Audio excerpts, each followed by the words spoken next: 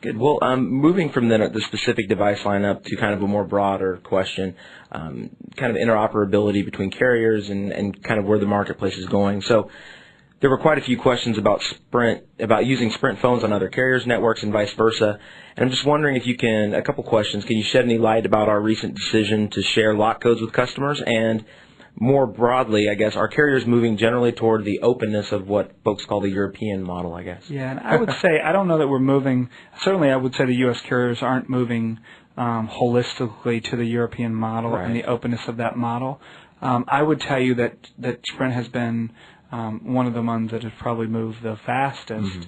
But our belief is rather than the interoperability and just allowing our handset to work on everybody's network, our job ought to be make that product as open as we can in the context of giving you access to the internet, those types of things. And I'll talk about that more in a minute. But our focus is more on giving you the best Sprint experience. Right.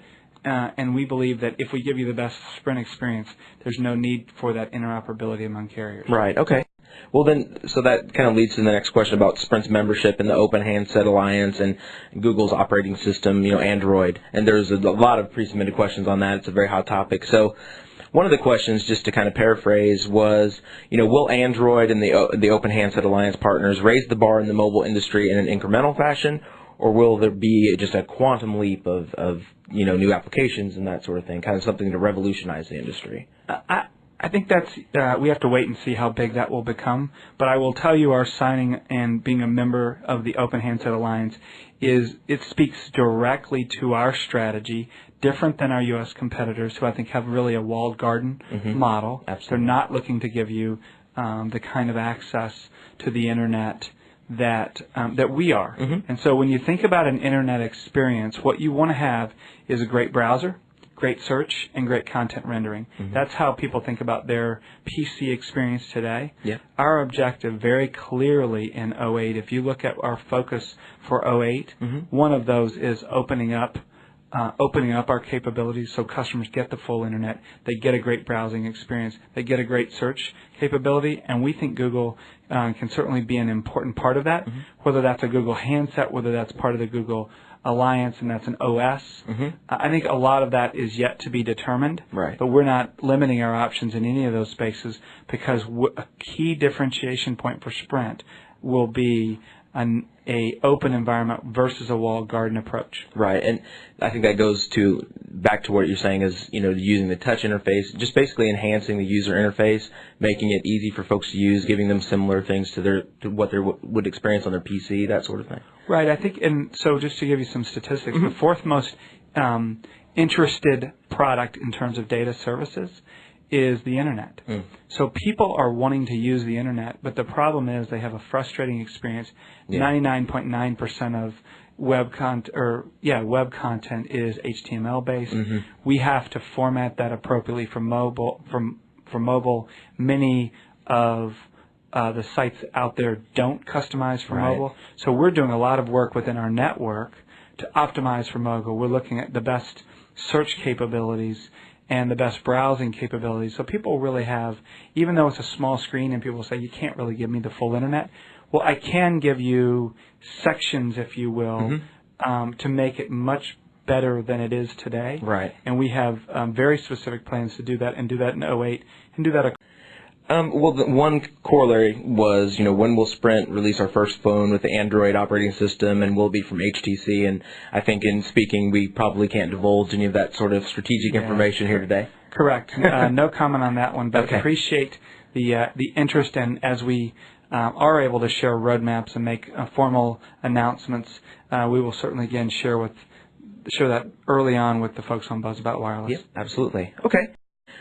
So, kind of tying this together with some other issues that you had mentioned, when people were asked to pre-submit questions, a good number of them dealt with problems with devices, specific problems. My phone X doesn't work right, and then that ultimately led to issues with customer care, or trying to have problems getting the issues resolved. So, without going down and recounting all the specific questions that we heard about, I guess just generally speaking, what is product development doing in general to improve device quality, and what role will that play in improving the customer experience, and how does that all tie into care? And some of that you've already touched on. Yeah, sure. I think so. There's a number of things we're doing.